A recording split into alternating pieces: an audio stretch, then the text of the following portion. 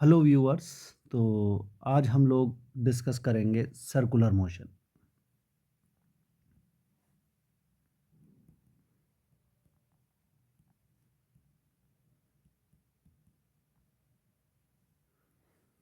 So what is circular motion? तो circular motion is a type of motion in which a particle is moving along a circular path, and during this discussion we will restrict ourselves to the case of horizontal circle only. Vertical circle के लिए मैं already एक detailed video बना चुका हूँ। अगर आपने देख लिया हो तो अच्छी बात है, नहीं देखा हो तो उसे देख सकते हैं। बट पहले इसे पढ़ कर के उसे देखेंगे तो ज़्यादा समझ में आएगा। तो सर्कुलर मोशन के अंदर a particle moves along a circular path. अब ये दो तरीके का हो सकता है, uniform circular motion and non uniform circular motion. Uniform circular motion and non uniform circular motion.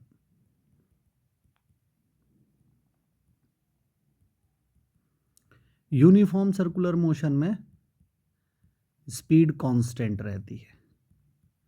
ध्यान दीजिएगा, मैंने स्पीड बोला है, वेलोसिटी नहीं बोला है। और यहाँ पर स्पीड कांस्टेंट नहीं होती है, स्पीड चेंज होती रहती है। इमेजिन कीजिए कि एक सर्कुलर पार्क है और आप उस सर्कुलर पार्क के अराउंड अपनी स्कूटी लेकर के और चक्कर लगाए जा रहे हैं, और आपने अपनी स्पीड को सपोज 30 किलोमीटर पर आवर पर फिक्स किया हुआ है। तो you are constantly moving at 30 metre per second throughout the circular path. तो आपकी वेलोसिटी हर पॉइंट पर चेंज हो रही है। यहाँ पर आपकी वेलोसिटी इधर है, यहाँ पर वेलोसिटी इधर है, यहाँ पर वेलोसिटी इधर है, यहाँ पर वेलोसिटी इधर है। तो वेलोसिटी का डायरेक्शन हर जगह बदल रहा है, लेकिन वैल्यू 30 किलोमीटर पर आवर यहाँ भी है, 30 किलोमीटर पर आवर यहाँ भी है, 30 किलोमीटर पर आवर यहाँ भी है, और 30 किलोमीटर पर आवर यहाँ भी है। तो ये जो हम टेंजेंट से वेलोसिटी दिखा रहे हैं, इसको टेंजेंशियल वेलोसिटी कहते हैं। वी से दिखा दिया जाता है अक्सर इसको।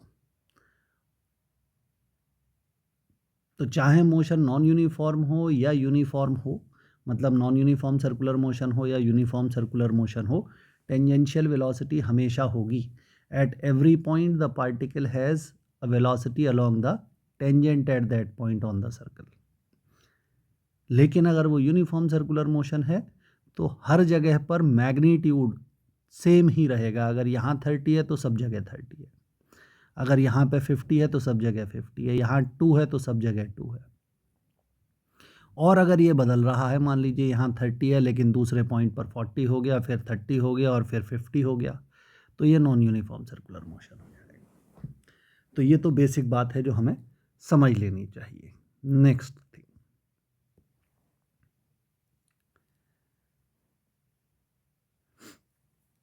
सर्कुलर मोशन में एक और हम चीज़ डिफाइन करते हैं, that is called angular displacement.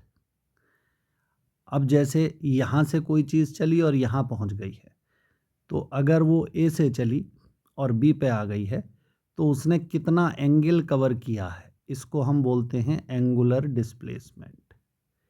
Delta theta भी लिख देते हैं, थीटा भी लिख देते हैं। Delta theta is equal to angular displacement.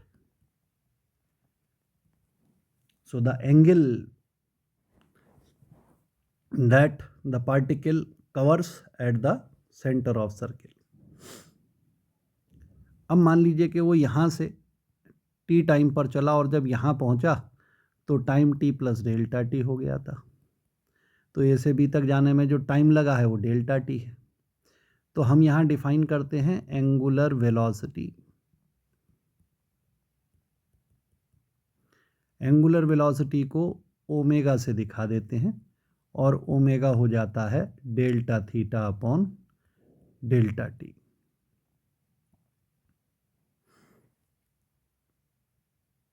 तो इसकी जो एसआई यूनिट है वो रेडियन पर सेकंड लिखी जाती है। और अगर हम मान लें कि भाई पार्टिकल ने सर्किल का एक कंप्लीट राउंड लगाया है, for 1 full round, delta theta कितना हो जाएगा 2 pi for 1 full round time delta T equals to capital T. तो यहाँ से आप लिख सकते हैं कि ओमेगा की वैल्यू 2 पाई अपॉन टी भी हो जाती है। और 1 अपॉन टी को हम फ्रीक्वेंसी भी कहते हैं। 1 upon T is frequency. Frequency का मतलब है number of rounds completed in 1 second. तो इसके आधार पर आप ओमेगा को 2 पाई न्यू भी लिख सकते हैं। लेकिन ये बातें यूनिफॉर्म सर्कुलर मोशन के लिए ही कही जा रही हैं, ये ध्यान रखिएगा। We will discuss only uniform circular motion. Non uniform circular motion थोड़ा ज़्यादा डिटेल्ड केस है, उसके बारे में फिर कभी बात करेंगे।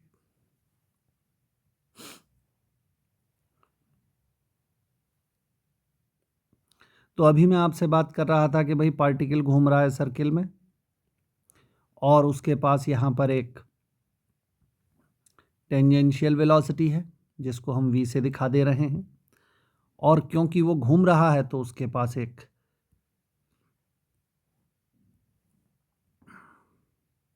मान लीजिए कि आपके सर्किल का जो रेडियस है वो r है। तो अगर रेडियस r है तो कोई एंगुलर वेलोसिटी भी होगी पार्टिकल के पास, वो मान लीजिए ओमेगा है। तो ये टेंजेंशियल या लीनियर वेलोसिटी कहलाती है और ये एंगुलर वेलोसिटी कहलाती है। तो हम ये जानना चाहते हैं relation between linear and angular velocity. यहाँ पर लीनियर वेलोसिटी को टेंजेंशियल वेलोसिटी भी कहा जा सकता है। तो पार्टिकल ने भाई यहाँ से चलना शुरू किया था, मान लीजिए कि पॉइंट ए से चलना शुरू किया था और कुछ समय के बाद वो बी पर आ गया था।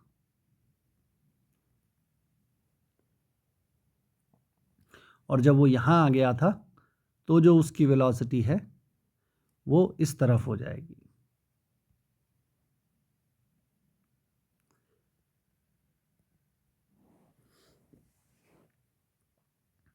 और क्योंकि हम यूनिफॉर्म सर्कुलर मोशन की बात कर रहे हैं तो यहाँ पर भी हमने वेलोसिटी v ली है और यहाँ पर भी हमारी जो वेलोसिटी है वो v ही रहेगी। इस दौरान जो एंगल कवर हो रहा है वो हो गया डेल्टा थीटा। अब अगर मैं कहूँ कि ए से बी तक का लीनियर डिस्प्लेसमेंट कितना है, तो लीनियर डिस्प्लेसमेंट जो होगा वो होगा इतना, कॉर्ड ए बी। डिस्प्लेसमेंट की डेफिनेशन आप यही लेते हैं ना, shortest distance from one point to another point और starting point to end point. तो हम ए से बी तक की बात कर रहे हैं तो स्टार्टिंग पॉइंट ए हो गया, एंड पॉइंट बी हो गया। ए से बी तक की दूरी को आप डिस्प्लेसमेंट कहेंगे। तो मैं यहाँ लिख देता हूँ कि जो हमारे पास में ए बी है उसकी वैल्यू डेल्टा एस है और एंगुलर वेलोसिटी क्योंकि ओमेगा है तो ओमेगा को हमने लिख दिया delta theta upon delta T. अब ज्योमेट्री में हम एक फॉर्मूला पढ़ते हैं कि एंगल जो होता है वो आर्क अपॉन रेडियस होता है। तो इस फॉर्मूले के आधार पर हम लिख सकते हैं delta theta is equal to arc A B upon radius which is are.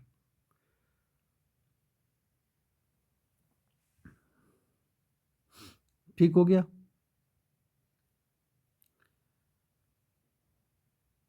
तो अगर ये सब्स्टिट्यूशन यहाँ कर दिया जाए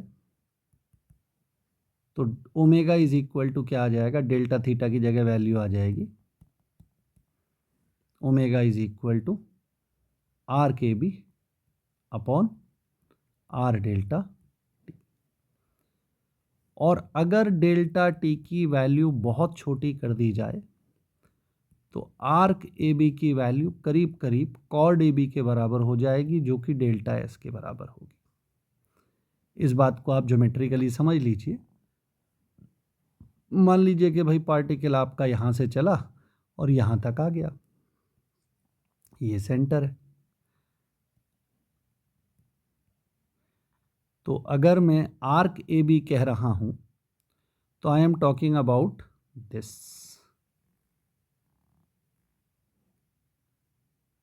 तो this is arc A B. और ए बी जब हम कह रहे हैं सिंपली बिना आर्क के बात कर रहे हैं तो वो डेल्टा एस हो गया, which is chord A B. तो आप देख सकते हैं कि कॉर्ड ए बी यहाँ पर छोटा होगा, आर्क ए बी बड़ा होगा। लेकिन अगर मैं इस एंगल को छोटा कर देता हूँ, काफ़ी छोटा कर देता हूँ, इतना छोटा कि करीब करीब ज़ीरो ही कर देता हूँ, तो अब आप देख सकते हैं कि मेरे कॉर्ड ए बी में और आर्क ए बी में कोई खास फर्क नहीं रह गया है। तो हम यही कह रहे हैं कि अगर हमारा जो टाइम है, क्योंकि ए से बी तक जाने में कुछ समय लगेगा, समय जितना कम कर देंगे एंगल उतना छोटा होता चला जाएगा। एंगल छोटा होता चला जाएगा तो arc A B chord A B के बराबर होता चला जाएगा। तो in the light of this क्या लिख सकते हैं, ओमेगा बराबर, अगली लाइन में लिख देते हैं इसको हम,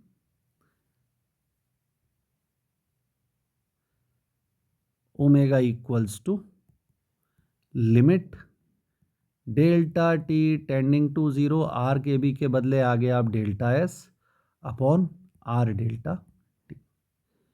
तो 1/r को आपने बाहर निकाल दिया, limit delta T tending to zero delta S upon delta T रह गया, और इसको आप 1/r D S upon D T लिख सकते हैं। और D S upon D T जो होता है वो हो जाता है v, displacement covered per unit time. तो अपने पास रिजल्ट आ गया v equals to omega are.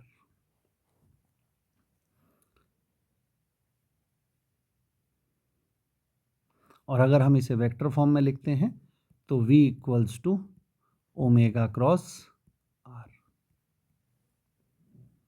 यहाँ ध्यान दीजिएगा, ओमेगा जो होता है this is an axial vector.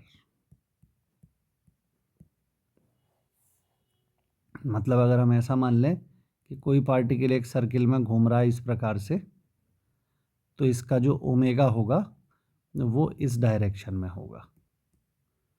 Colour scheme बदल देते हैं, इस डायरेक्शन में इसका ओमेगा होगा। टेंजेंशियल वेलोसिटी अलग अलग पॉइंट पर टेंजेंट के अलोंग होगी, जैसे कि यहाँ पर टेंजेंशियल वेलोसिटी इधर हो जाएगी, यहाँ पर टेंजेंशियल वेलोसिटी इधर हो जाएगी, यहाँ टेंजेंशियल वेलोसिटी इधर हो जाएगी। तो this is tangential velocity v, और r जो होगा वो ये हो जाएगा, दिस इज r।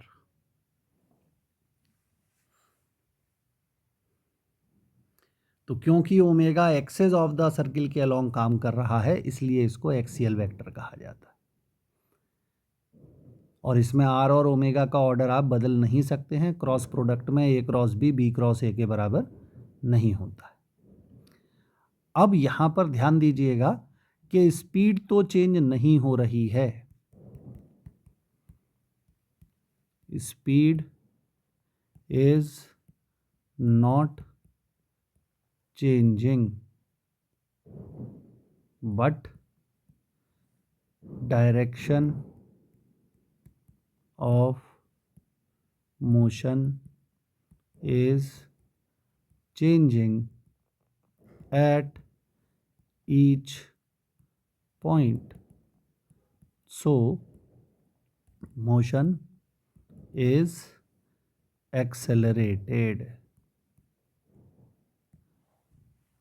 अगर हम वेलोसिटी की बात करें तो वेलोसिटी बदल रही है, पहले वेलोसिटी एक डायरेक्शन में है, फिर दूसरी डायरेक्शन में है, फिर तीसरी डायरेक्शन में है, फिर चौथी डायरेक्शन में है। हर पॉइंट पर वेलोसिटी अलग अलग आ रही है, और क्योंकि वेलोसिटी बदल रही है इसका मतलब है एक्सेलरेशन है। चेंज इन वेलोसिटी पर unit time is called acceleration. तो सर्कुलर मोशन में एक्सेलरेशन हमेशा होगा, चाहे वो यूनिफॉर्म हो चाहे वो नॉन यूनिफॉर्म हो। ठीक है, तो हम इस एक्सेलरेशन को कैलकुलेट करना चाहते हैं।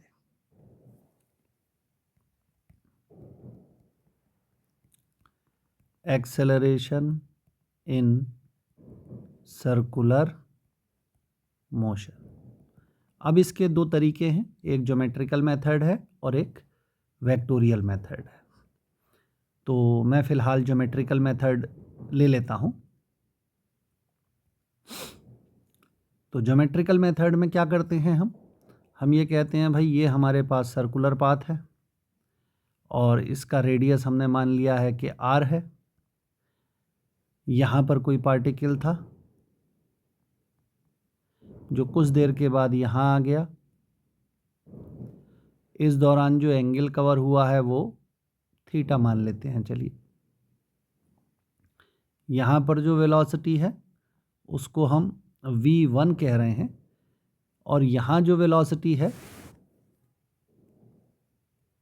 उसको हम v2 कह रहे हैं। लेकिन क्योंकि मोशन यूनिफॉर्म सर्कुलर मोशन है, हम यूनिफॉर्म सर्कुलर मोशन का केस लेकर के चल रहे हैं फ़िलहाल, तो v1 का जो मैग्नीट्यूड है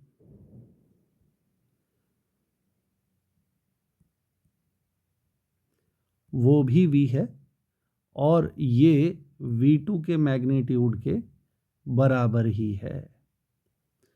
तो then you can ask sir फिर v1 v2 क्यों लिख रहे हो, डायरेक्शन तो अलग है। तो वेक्टर चेंज हो चुका है, डायरेक्शन बदल रही है उसकी। Speed is constant, velocity is not constant. ठीक है, ये असर्शन रीजन में सवाल पूछा जा सकता है कि in uniform circular motion the acceleration of the particle is 0। ये असर्शन दे दिया उसने और रीज़न उसने लिख दिया कि speed is same at all the points. तो आप लिखेंगे assertion is false, reason is false. Velocity constant नहीं है और assertion is false, reason is true, ऐसा लिखेंगे। स्पीड सब जगह कांस्टेंट है, ये बात सही है। ओके, तो अब अगर हमें निकालना है वेलोसिटी में कितना चेंज हुआ है, तो मैं v1 के पैरेलल यहाँ पर एक दूसरा वेक्टर बना लेता हूँ। सपोज मैंने ये बना लिया है v1, इसके पैरेलल हो गया। और v2 के पैरेलल मैं इस वेक्टर की टेल से दूसरा वेक्टर बना लेता हूँ, ये v2 के पैरेलल हो गया। तो इन दोनों की टिप्स को जो ज्वाइन करने वाला वेक्टर होगा इसको मैं सपोज PQ वेक्टर लिख देता हूँ। ये हो गया पॉइंट O डैश कह देते हैं, चलो इसको। ये वाला पॉइंट हमारा O था। ये कलर थोड़ा सा डल हो जा रहा है हमारी बैकग्राउंड पे, तो मैं येलो कलर यूज़ करता हूँ, वो ज़्यादा ठीक दिखेगा। This is O dash, this is O and this is P and this is Q। यहाँ पर इस पॉइंट का नाम मैंने रख दिया है A और इस पॉइंट का नाम मैंने रख दिया है B।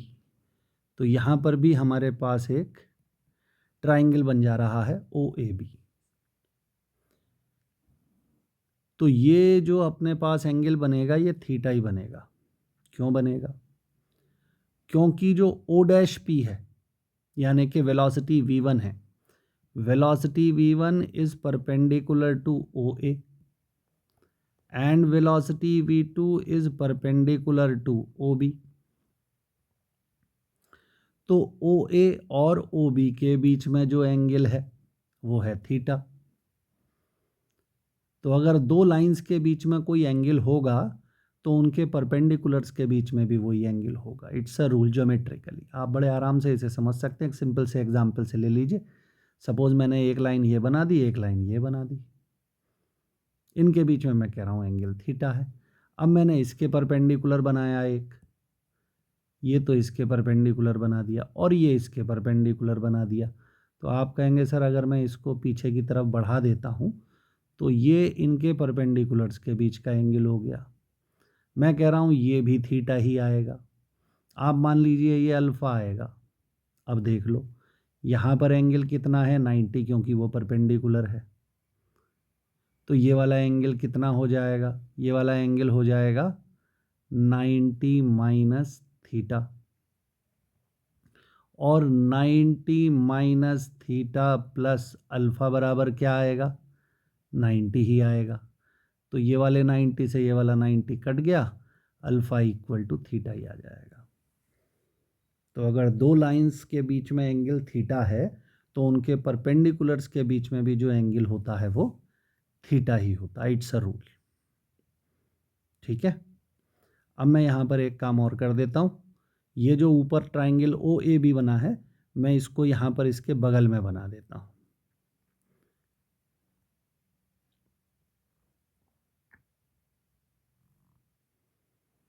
ओ ए बी, यहाँ एंगल थीटा है, ये डिस्टेंस आर होगा, ये दो रेडियस हो जाएंगे ओ ए और ओ बी। और यहाँ पर भी ये जो दो साइड्स हैं वो इक्वल होंगी, क्योंकि V1 का जो मैग्नीट्यूड है और V2 का जो मैग्नीट्यूड है वो V ही है। तो जो हमारे पास में O डैश P है वो O डैश Q के इक्वल होगा, जो कि V के बराबर होगा। तो अगर मैं ये दो ट्राइंगल देखूं, ट्राइंगल OAB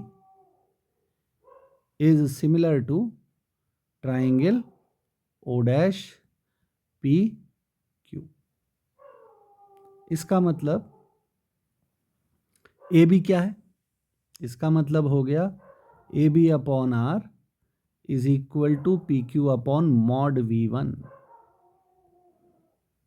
अब AB जो है वो है डेल्टा S डिस्प्लेसमेंट, और PQ हो जाएगा delta V change in velocity upon V। और यहाँ से आप क्या लिख सकते हैं, V upon R delta S, और मैं यहाँ डेल्टा T से दोनों तरफ डिवाइड भी कर देता हूँ एक ही बार में, तो ये आ जाएगा। और limit delta T tending to 0 अगर कर दिया जाए तो delta S upon delta T जो होता है ये वेलोसिटी हो जाती है, और limit delta T tending to 0 delta V upon delta T कर दिया जाए तो ये एक्सेलरेशन हो जाता है। तो अपने पास आ जाएगा V अपॉन R, हमने दोनों तरफ लिमिट लगा दी है कि भाई हमारी जो टाइम है वो बहुत कम है, बहुत थोड़े से समय के लिए हम कैलकुलेशन कर रहे हैं, हम ऐसा मान करके काम कर रहे हैं यहाँ पर।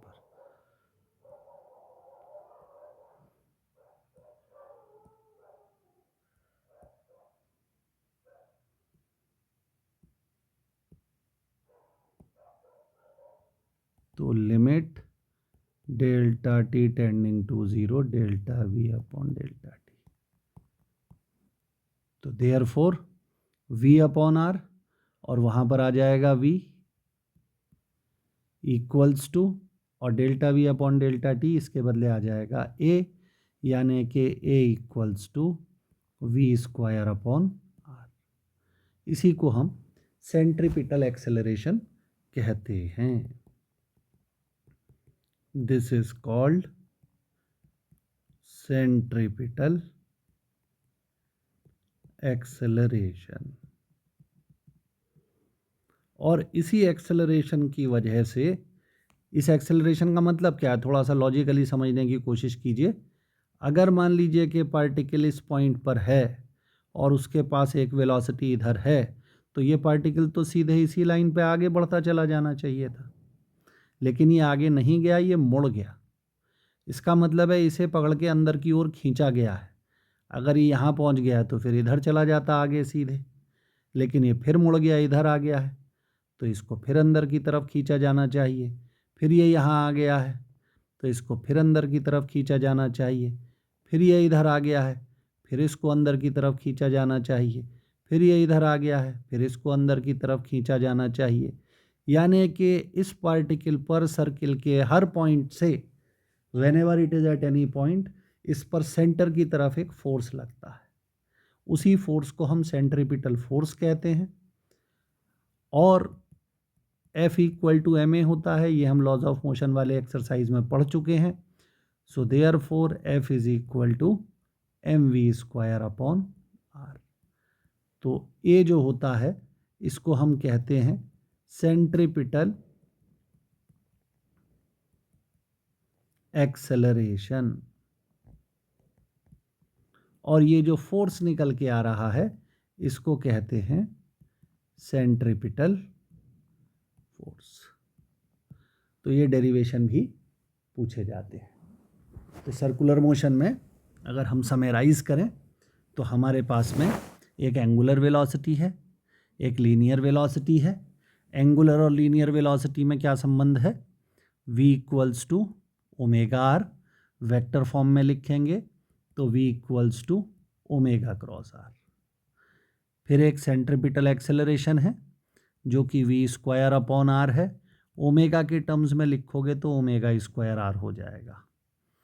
और एक सेंट्रीपिटल फोर्स होगा जो कि mv स्क्वायर अपॉन आर होगा, जिसको कि आप m ओमेगा स्क्वायर आर भी लिख सकते हैं। ठीक है, इनके बिना सर्कुलर मोशन पॉसिबल ही नहीं है। अगर सेंट्रीपिटल फोर्स नहीं है या सेंट्रीपिटल एक्सेलरेशन नहीं है तो फिर सर्कुलर मोशन पॉसिबल नहीं होगा। ठीक है, without centripetal force circular motion is not possible, संभव ही नहीं है ये हो जाए। तो टोटल इफेक्टिव फोर्स ये पूछ लिया जाता है, व्हाट इज सेंट्रीपिटल फोर्स। तो total effective force toward the centre is called centripetal force. Total effective force towards the center of the circle is called centripetal force। तो कोई भी ऐसा क्वेश्चन जिसमें कि आपको कैलकुलेशन करनी है, उदाहरण के लिए मैंने आपसे कह दिया कि भाई एक धागे में बॉल बांध करके एक बच्चा है, इसने एक धागे के साथ एक बॉल को बांधा और फिर इसने उसे घुमाना शुरू कर दिया। एक इसके पास में स्टिक थी, स्टिक पे धागा लगा हुआ था और उस स्टिक से धागा बांध करके एक बॉल को ये सर्किल में यूं यूं घुमा रहा है, ऐसे करके, ऐसे घूम रही है ये बॉल।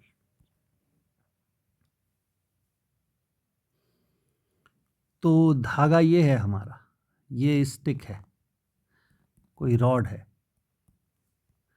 ये कोई रॉड है, ये हमारा स्ट्रिंग है और ये बॉल है। तो इस बॉल के अंदर एक टेंशन पैदा हो जाएगी, खिंचाव पैदा हो जाएगा, जो कि सर्किल के सेंटर की तरफ काम करेगा। तो यहाँ पर टेंशन ही सेंट्रीपिटल फोर्स होगा और इसको हम mv स्क्वायर अपॉन आर से दिखाएंगे। ठीक है ना। इसी तरीके से आपको ये मालूम है, ये सन है और इसके अराउंड अर्थ घूम रही है। हालांकि वो सर्कुलर ऑर्बिट नहीं है, इलिप्टिकल ऑर्बिट है, बट उस इलिप्स को लगभग एक सर्कल मान करके हम कैलकुलेशन कर सकते हैं। तो अर्थ के और सन के बीच में एक फोर्स काम कर रहा है। कौन सा फोर्स काम कर रहा है? ग्रेविटेशन का फोर्स काम कर रहा है। तो अगर ये अर्थ है और ये सन है तो force of gravity he centripetal force है। यानी कि आप इसी फोर्स को mv स्क्वायर अपॉन आर से इक्वेट कर सकते हैं। अगर यहाँ पर अर्थ का रेडियस r है और अर्थ की जो टेंजेंशियल वेलोसिटी है वो v है, तो अलग अलग पॉइंट पर अर्थ का रेडियस यहाँ चेंज हो रहा है ऑर्बिट का, तो उस हिसाब से उसकी वेलोसिटी भी बदल रही है। सड़क पर जब कोई गाड़ी मुड़ती है, फॉर एग्जाम्पल आप अपनी साइकिल चलाते हुए आ रहे हैं और अपनी गली में टर्न करते हैं, तो थोड़ी देर के लिए आप एक सर्कुलर ट्रैक को फॉलो करते हैं। आप कंप्लीट सर्कल नहीं चल रहे हैं वहाँ पर, लेकिन सर्कुलर टर्न तो है, सर्कुलर मोशन तो आपने किया है। आप इधर से आ रहे थे और आप यूँ मुड़े और ऐसे चले गए, तो यहाँ पर आपने लीनियर मोशन किया, यहाँ भी आपने लीनियर मोशन किया, लेकिन कुछ समय तक आप एक सर्कुलर मोशन कर रहे थे और इस समय इस सर्किल के सेंटर की तरफ एक फोर्स लगेगा। ये कौन सा फोर्स होगा? Answer me in the comment box. अगर ये फोर्स सेंटर की तरफ नहीं होगा तो आप नहीं मुड़ सकते। बिना सेंट्रीपिटल फोर्स के सर्कुलर मोशन हो ही नहीं सकता। हाँ, जब आप पैदल चलते जा रहे होते हैं तो आप मुड़ जाते हैं, उस समय सेंट्रीपिटल फोर्स की ज़रूरत नहीं है, और आप जितना तेज मुड़ेंगे उतना ज़्यादा सेंट्रीपिटल फोर्स चाहिए होगा, क्योंकि हम कह रहे हैं F = mv² r।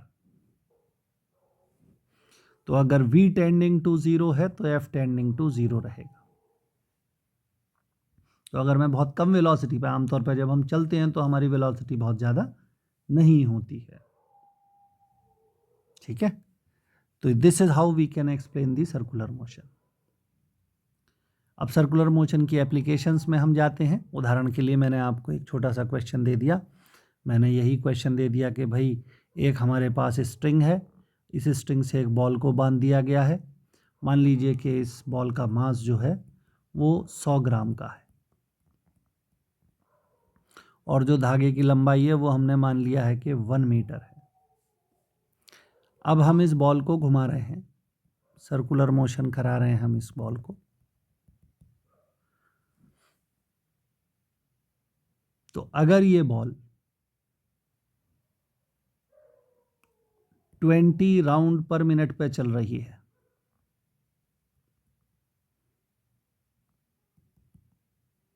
आरपीएम लिख देते हैं,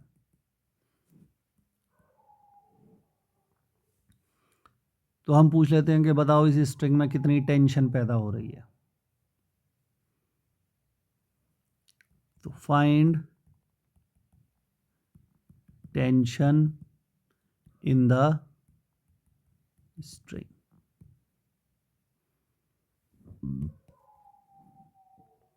तो अभी मैंने आपको बताया था कि जब हम इस तरीके से घुमाएंगे तो धागे में एक खिंचाव पैदा हो जाएगा, टेंशन पैदा हो जाएगी, और वही टेंशन हमारे लिए सेंट्रीपिटल फोर्स का काम करेगी। तो आप यहाँ लिख देंगे टेंशन = सेंट्रीपिटल फोर्स, और सेंट्रीपिटल फोर्स जो होता है वो mv²/r होता है। यहाँ पर आपको आरपीएम दे रखे हैं। आरपीएम का मतलब है कि हम ओमेगा निकाल सकते हैं। ओमेगा क्या होता है? ओमेगा होता है angle covered upon time taken. एक राउंड में कितना एंगल घूम जाते हैं? 2π। यहाँ कितने राउंड घूमे हैं? 20। कितनी देर में घूमे हैं? 60 सेकेंड में। आरपीएम लिखा है ना, मतलब 1 मिनट में 20। तो ये 0 से 0 कट गया, 2 से कट गया 6, तो अपने पास आ गया ओमेगा = 2π/3। अब मुझे निकालना है v, तो v बराबर होता है ओमेगा r, तो 2π/3 × 1, तो v आ गया मेरे पास निकल के। और सेंट्रीपिटल फोर्स जो कि टेंशन के बराबर है, उसकी वैल्यू है mv²/r। तो मास है 100 ग्राम अपॉन 1000 ग्राम, 1000 तो केजी में आ गया ये, और v²/r तो 2π/3 का होल स्क्वायर। तो ये 2 0 से 2 0 कट जाएंगे। t = 1/10 × 4π²/9, तो 2π²/45 न्यूटन, इतनी टेंशन इस स्ट्रिंग में आ जाएगी। अब अगर हम आपको इसी क्वेश्चन में दे देते, फॉर एग्जांपल मैंने दे दिया कि भाई सेम डेटा ले लेते हैं, आपको अंदाज़ा हो जाएगा कि भाई स्ट्रिंग है हमारा 1 मीटर लॉन्ग और यहाँ पर बॉल बांध दी गई है, मान लीजिए 200 ग्राम की बॉल है और इसको हम घुमा रहे हैं सर्किल में इस प्रकार से। और इस स्ट्रिंग में if string can have a maximum tension of 2 newton, find the, ऐसे लिख देते हैं, can we move it at 40 RPM।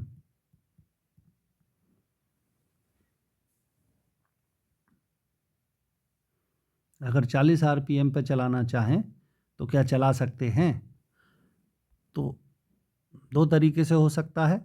आप मैक्सिमम टेंशन के हिसाब से RPM निकाल लीजिए, अगर उससे कम है तो चला सकते हैं, अगर उससे ज़्यादा है तो नहीं चला सकते। दूसरा तरीका है कि इतने RPM के लिए कितनी टेंशन आएगी वो निकाल लीजिए, अगर वो 2 से कम है तो चला सकते हैं, 2 से ज़्यादा आ रही है तो नहीं चला सकते। तो पहले तो मैं यही करता हूँ, ओमेगा बराबर क्या हो गया, थीटा अपॉन टी। थीटा का मतलब एंगल, एक राउंड में चलते हैं 2 पाई, 40 राउंड में चलेंगे 40 इंटू 2 पाई, टाइम टेकन हमें 60 सेकेंड, क्योंकि मिनट है RPM में। तो 20 दूनी 40, 20 तिया 60, 4 पाई बाई 3, ये तो हमारा एंगुलर वेलोसिटी आ गई। लीनियर वेलोसिटी चाहिए तो v equal to omega R, omega 4 pi by 3 है, r की वैल्यू 1 है, तो 4 पाई बाई 3 मीटर पर सेकंड, ये हमारी वेलोसिटी हो गई।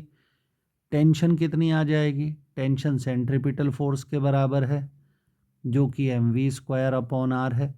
मास कितना है, 100 ग्राम, तो 100 अपॉन 1000 इंटू 4 पाई का स्क्वायर 16 पाई स्क्वायर बाई 9, मैंने सीधे लिख दिया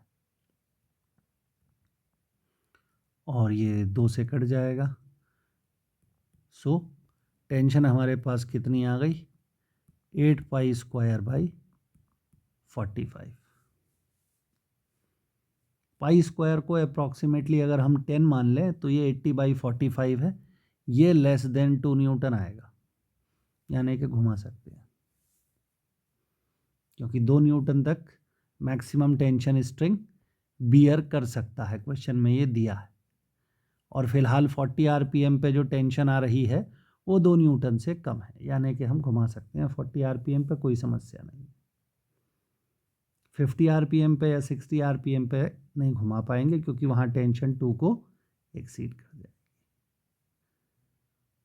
so this is how you can solve out the question. यहीं से थोड़ा ग्रेविटेशन से रिलेट कर देते हैं मामले को, कि अगर हम पूछे कि भाई अर्थ की कोई सैटेलाइट है, उसकी स्पीड निकालिए, तो यहाँ मैं लिख देता हूँ, speed of a satellite around अर्थ।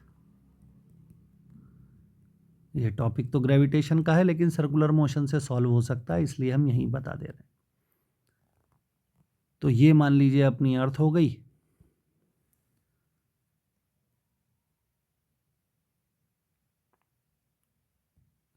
और ये अर्थ की कोई एक सैटेलाइट है,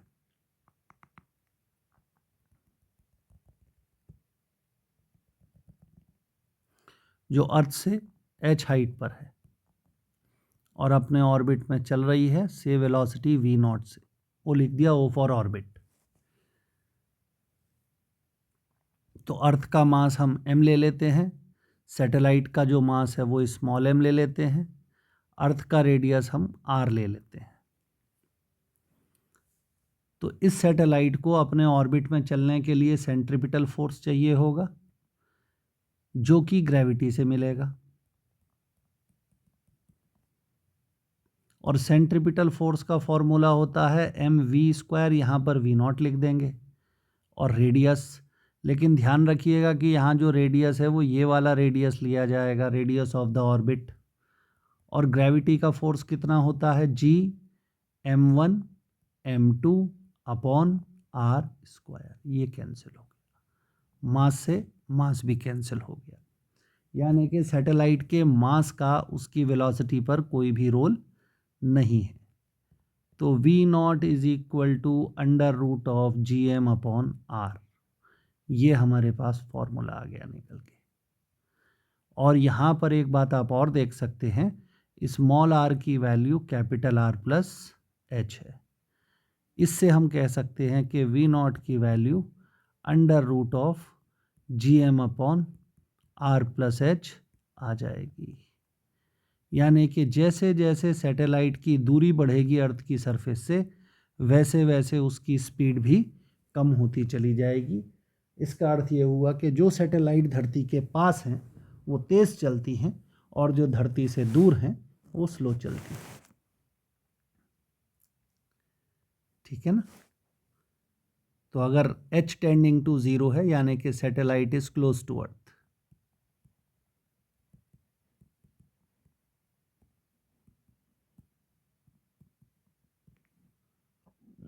तो जो V0 की वैल्यू होगी वो approximately √Gm upon capital R हो जाएगी, और ये लगभग 8 किलोमीटर पर सेकंड आ जाती है। यानी कि कोई सैटेलाइट अगर धरती के बहुत पास घूम रही है तो उसकी जो स्पीड होगी वो लगभग 8 किलोमीटर पर सेकंड आ जाएगी। तो इस तरह से हम सर्कुलर मोशन को समझ सकते हैं। अगले वीडियो में मैं आपके साथ डिस्कस करूँगा banking of roads and motion of a car on a flat circular turn. तो वो सर्कुलर मोशन से रिलेटेड टॉपिक है, तो इसे अच्छे से पढ़ लीजिए, समझ लीजिए। That's all for this video. Thanks for watching.